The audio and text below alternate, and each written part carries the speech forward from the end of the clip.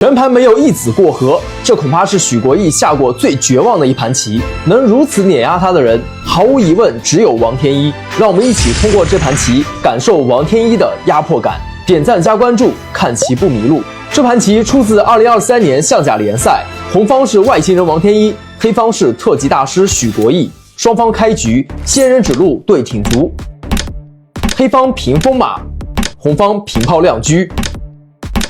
王天一兵抵炮，许国义巡河炮，红方进兵，黑方上马，红方杀卒过河，黑方平炮打兵。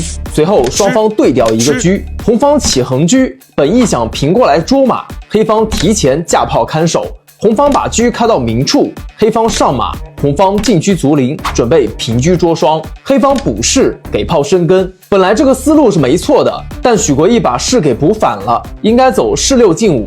为什么呢？因为红方捉马之后，黑方本来可以出车对捉，双方互砍一马，红方平车砍炮。现在黑方可不能飞象啊，红方下底炮可就闷弓绝杀了。如果刚才走士6进5就没问题了。回到实战，许国义补错了士，王天一直接平车捉马，黑马前进无路，只能往回跳。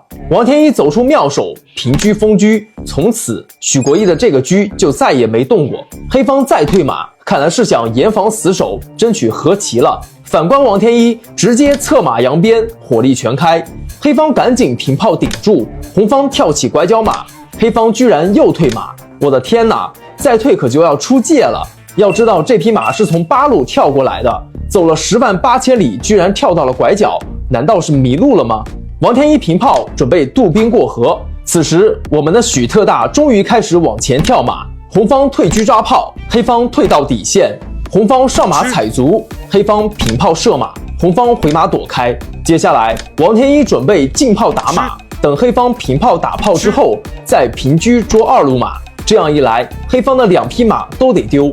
为了保险起见，许国义提前平炮，王天一再度跃马过河。此时许特大发现家里还有个车还没动呢，于是赶紧冲卒给车开道，红方马4进2，防止黑方继续拱卒。黑方无奈选择平炮，红方进车一抓，黑炮回到视角，红方上马架炮叫打底象，黑方此时上马腰对。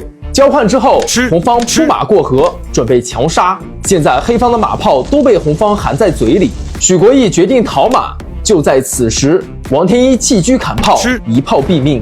此情此景，许国义只能投子认负。接下来，黑方吃车，红方扑马卧槽，黑方上将，红方抽车，黑方少子，必败无疑。这盘棋，许特大没有一子过河，就被王天一斩于马下。究竟是王天一太强，还是许国义太弱呢？欢迎在评论区发表观点，点点小关注，看棋不迷路。我们下期再见。